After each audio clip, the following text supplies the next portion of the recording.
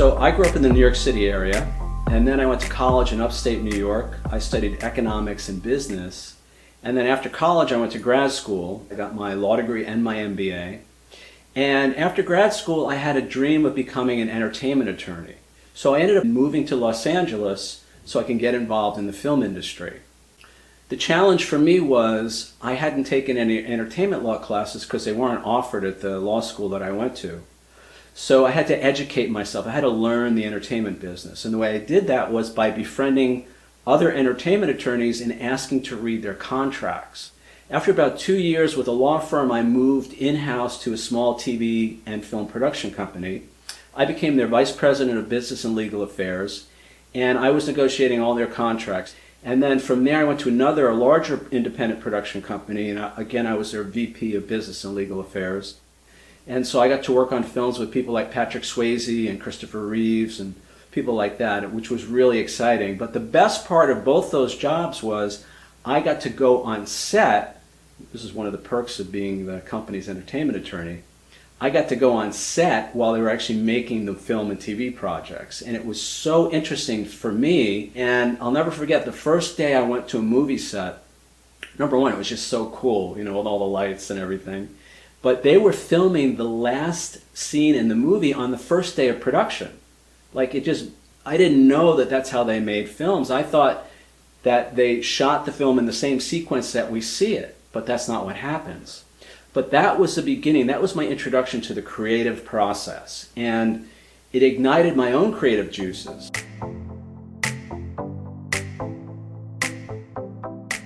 Eventually, I left that production company. I set up my own law practice. And while I was working as an attorney for clients, I was continuing to pursue my own creative interests. And then around 2002, 2003, I picked up a still camera for the first time. And it was love at first sight. I just completely fell in love with photography. I started by doing headshots for models and actors, and that's how I learned portrait photography. Eventually I got into some landscape photography and cityscapes, stuff like that.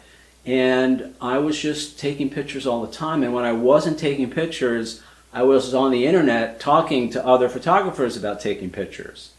At a certain point, all I wanted to do was take pictures. So it became almost an obsession for me.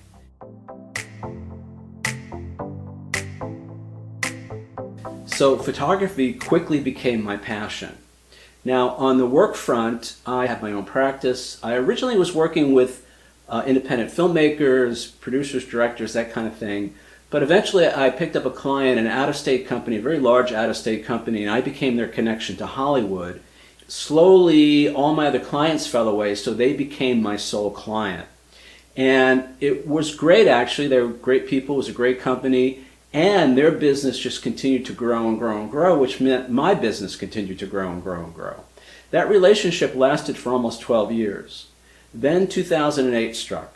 And for those who don't remember, 2008 was the year of the global financial crisis.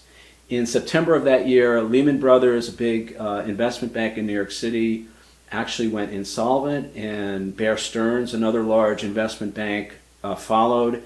And the entire economy, the financial system, the stock market, everything was thrown into chaos. As a result of the chaos in the financial markets, this client of mine, they had an internal restructuring, and they ended up letting go all of their outside contractors and vendors, including me. So I very quickly went from a nice six-figure income to almost nothing. For the next 6 months or so, I tried to do whatever I could to resurrect my law practice. I looked for new clients. I actually applied for jobs at production companies and at law firms. At one point, I was even sending out resumes for paralegal work, but nothing came.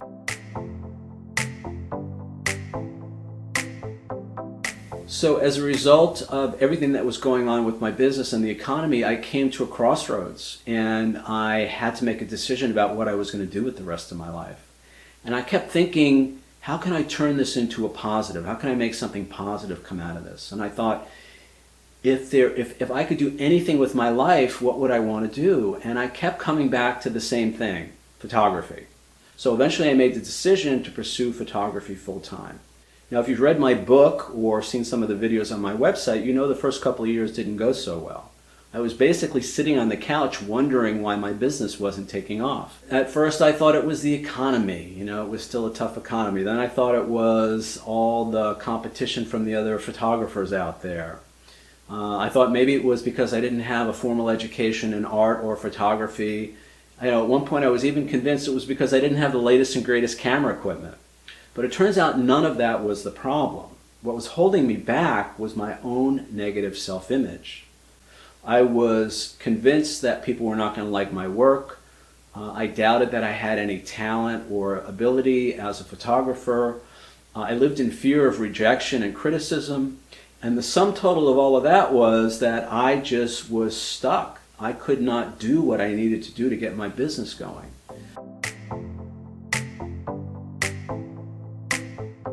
Around 2012, all of this came into focus, and I realized I had to do something if I wanted my business to move forward.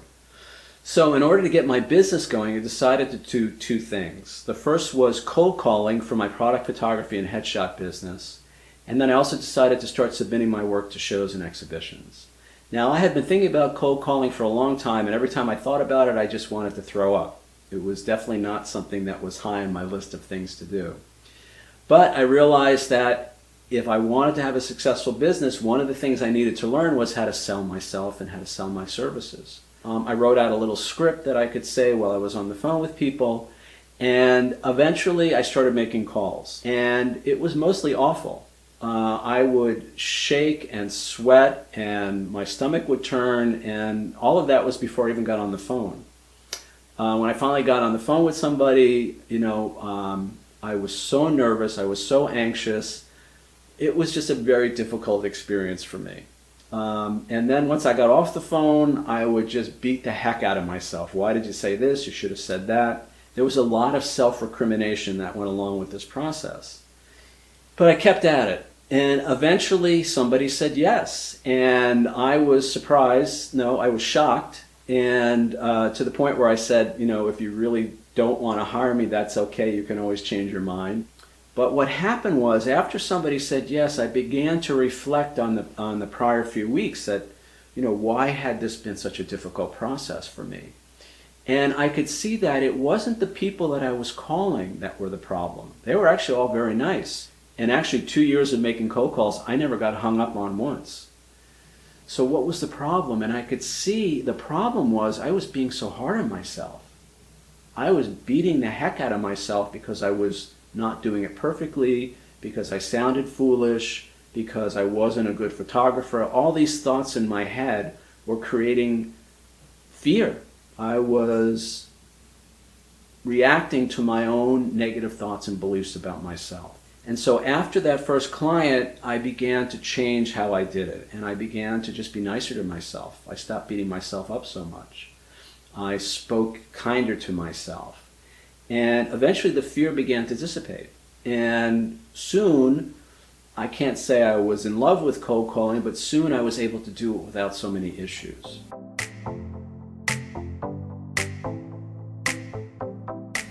It was around this same time that I started submitting my fine art photography to shows and exhibitions. I had started taking photographs of New York City, doing the skyline, cityscapes, that kind of thing, as well as some landscape photography. So I was starting to build a collection of fine art photos. And, it was equally hard for me to do that as it was with the cold calling. I just had such a negative self-image. I was just sure people were not going to like my photos. I was sure I was going to be rejected. I never imagined I could get into an exhibition or have my work shown online or something like that. To enter a show exhibition, you have to fill out the application and the form and all of that. And so this was around the same time, 2012, I decided I was going to try it. And I could see when I was filling out the applications, I could hear all the negative voices in my head.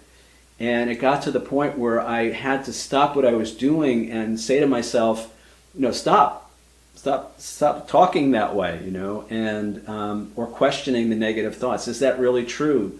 That I have no talent, that nobody's going to like my work. It's almost a little embarrassing to put it out that way, but that's where I was at. I had such a negative self-image when it came to who I thought I was as an artist and a photographer. So I pushed through that, and in the first year, I think it was 2012, I entered 6 shows. And I got into 2 of them, which to me was amazing. But what was even more amazing was I won 3rd place in one of those shows. Now there's a whole story that goes along with that. I'm not going to get into that now, but I do talk about it in my workshops. So if you're interested in hearing more about that experience, sign up for a workshop on my website. But I will say that was when I really began to look at this idea that it was my self-image that was the cause of all my experiences. The problem was never the situation, it was always and only how I saw myself in that situation. And then I began to think, well, maybe I can change how I see myself. Maybe that's not just the way I am. Maybe there's something I can do to see myself differently. I certainly learned the importance of just being nicer to myself, being kinder to myself, to not beat myself up so much, to cut back on the self-recrimination, to forgive myself for my mistakes and my shortcomings. The short story is that within 5 years, 6 years, I was winning all kinds of awards. I had my work in shows and exhibitions online all around New Jersey, in New York. I had my work in a show in Spain, so I really began to see that it was possible for me to be bigger than I thought I was. It was possible for me to have a career as an artist. I began selling prints. So everything began to change as I changed my self-image, as I changed how I saw myself, as I changed who I thought I was and how I treated myself as a result of that. I can't emphasize enough the importance of just being nicer to myself. I realized that I had to stop taking rejection personally. And I thought, what can I do to make sure that I don't give up? A big part of what I had to learn, especially in this process, was how to deal with the disappointment of not getting into a show or whatever.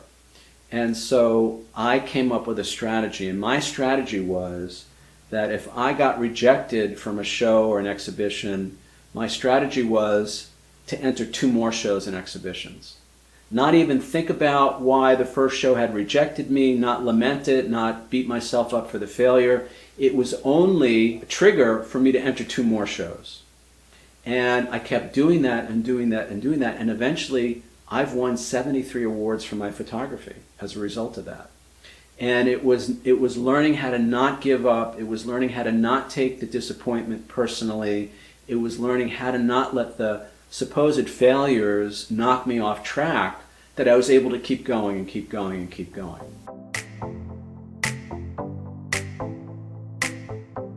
So the other thing I started doing around that time was I started submitting my photos for publication. Now, in a million years, I never imagined that one of my photos would get published in a newspaper or a magazine or anything like that. Yet I realized that part of building my career as an artist was to have my work published where people could see it. So I started submitting my work to newspapers, to magazines, things like that. And it was the same thing all over again. The voices in my head saying, who do you think you are? Your pictures suck. Nobody's going to like them. Nobody's going to want to publish your photos. All the negative self-talk came back again. So once again, I had to listen for that, become aware of it, and then actually question it and say, that's not true. I don't have to believe that about myself. I can see myself differently. With one newspaper in particular, for instance, there's a big, very large New York City newspaper that has published 11 of my images over the last couple of years. And it started by me just cold calling them, finding out who the photo editors were, asking. I got through to the photo department. I spoke to one of the photo editors. I asked her if I could send some images every now and then. She agreed to it. And so I just started sending them photos. Every time I would go out, if I got some particularly nice shots of New York City, I would email them. And I did that for a year. Pretty much 2 or 3 times a month, maybe more than that. And I never heard back. I never heard a word. But I just kept doing it.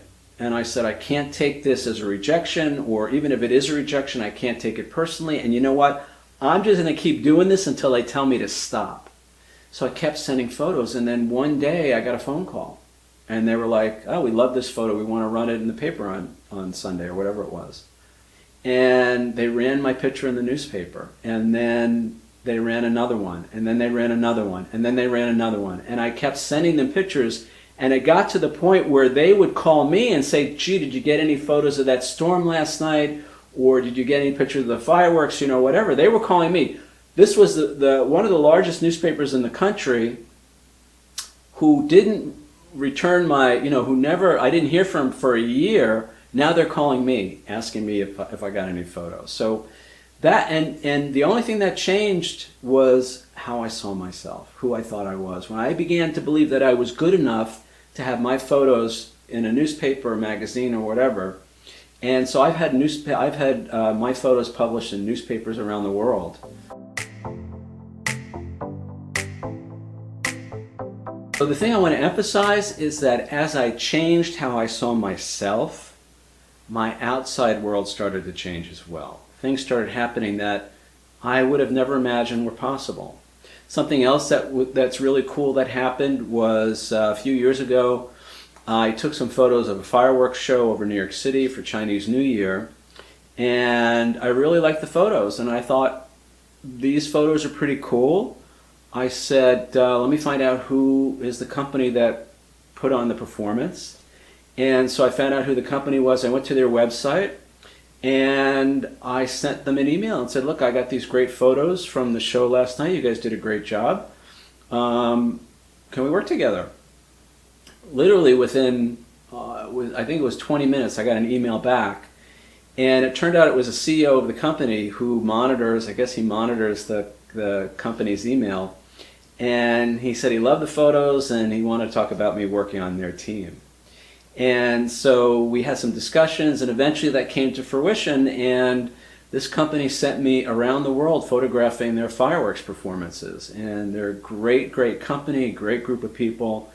And the thing I want to say is, I'm somebody who never took a photography class, totally self-taught, and here I am, an official photographer for one of the top fireworks performance companies in the world, traveling the world, photographing their performances.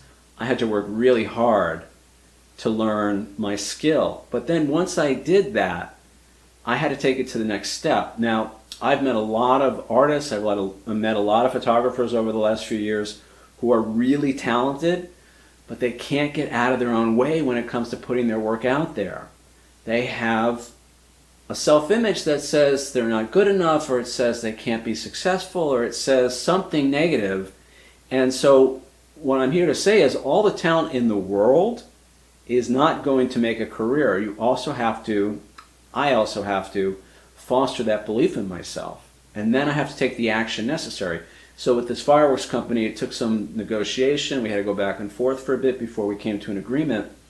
And then I had to do the work, and there's a lot of traveling and all of that. A lot of pressure. Some of those performances are 2 or 3 minutes long, and I travel halfway around the world for, I got to be ready to go. I got 2 minutes to capture this performance. So there's a lot of pressure.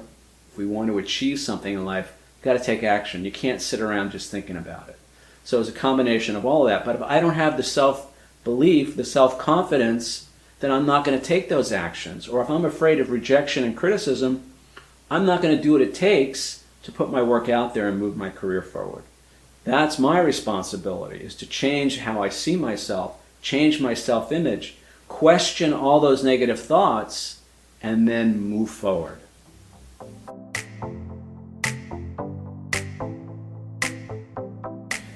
So the way the book came about, again, if you've read the book, you know most of what I'm about to say. I was in Los Angeles. It was actually the first time I'd been back to California since I left about 10 years earlier. And I was working on a lifestyle photo shoot for a product photography client in Los Angeles. Got that shoot done, and then I had planned on spending about a week in Northern California in Yosemite. I was very excited about finally having the opportunity, since becoming a fine art photographer, to actually go there and photograph that landscape. I made the car drive up. It was about a 3.5-hour drive. I got out of the car and I took a few steps. I was looking for a restroom, and I tripped on a curb. Couldn't see it. It was hidden by some vending machines, and somehow I caught my right foot on it. I didn't even fall, but I caught it in such a way that it tore my calf muscle. The pain was unbelievable. It was so intense, it caught me totally by surprise. I had had a similar injury about 9 years earlier on my left leg, so I knew right away what had happened. The nearest hospital was about 45 minutes away. The hotel where I was staying was only about 20 minutes away. I was pretty sure I knew what the injury was. So I decided to go forward with my trip, knowing that I probably was not going to be able to take any pictures while I was there, knowing that I was going to be off my feet for the entire time that I was there.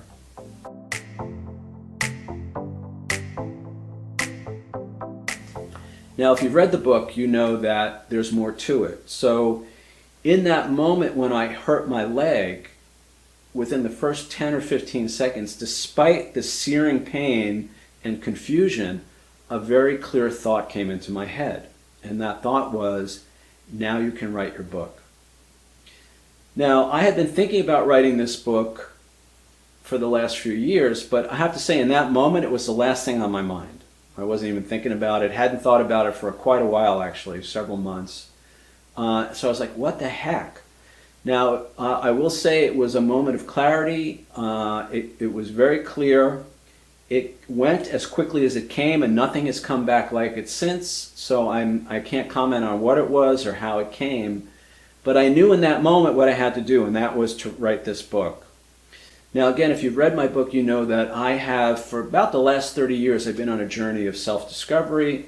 I've been on a spiritual quest, maybe you could call it, or at least wanting to understand life a little bit better. When I got to California after law school, California was like the hotbed of personal growth, spiritual growth, self-awareness, workshops, retreats, and all of that. And that was all new for me, and I started to immerse myself in that. I started to informally study different spiritual traditions, read a lot of self-help books, got into therapy for certain things. Eventually I made my way into some 12-step programs.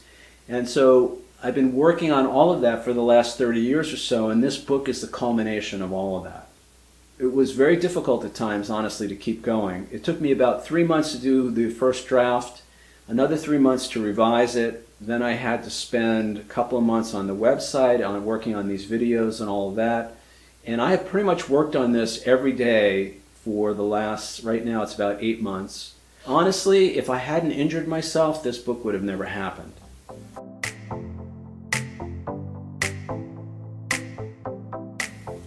Going forward, I'm really excited about the future. I feel like this book is my purpose. This book is my calling. Photography was and still is my passion, but this now is my purpose. To get this message out there, to assist other people in changing their lives the way I've been able to change my life. Now, I'm far from perfect. I still got issues. I still have challenges. But I can see that my journey can benefit other people. And there have been some people that I've worked directly with over the last few years who I've seen, we've been applying these principles and the concepts in their own lives. Their lives have changed dramatically.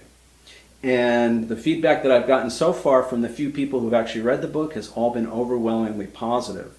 So I see this now, my new role is as an author and a speaker, a teacher, someone that can assist people who want to be assisted in terms of taking their life to the next level. And the key insight, I think one of the key insights for me is this idea that our self-image, how we see ourselves, determines everything. And we do have the ability to change that, and we can question that self-image. Most of us are carrying a self-image that was born out of our childhood, usually negative childhood experiences. That's not who we are. We're something much greater than that. We have potential, we have possibilities, but until we see ourselves differently, until we see those potentials, until we see those possibilities, chances are we're going to repeat our past, and we're going to stay stuck in those patterns that are not serving us. So this is my mission now, this is my purpose, this is my life, to bring this message to whoever's willing to hear it. It may not be for everybody, I understand that, but for the people who will benefit from this, I'm here to serve, I'm here to assist in them being bigger than they think they are. I don't know how else to say it. You know, we're limited only by our own thoughts and beliefs about ourselves, about what we're capable of, what we deserve from life, and how we can get there. As we change those thoughts, everything changes. As we change our self-image, how we see ourselves, everything around us changes.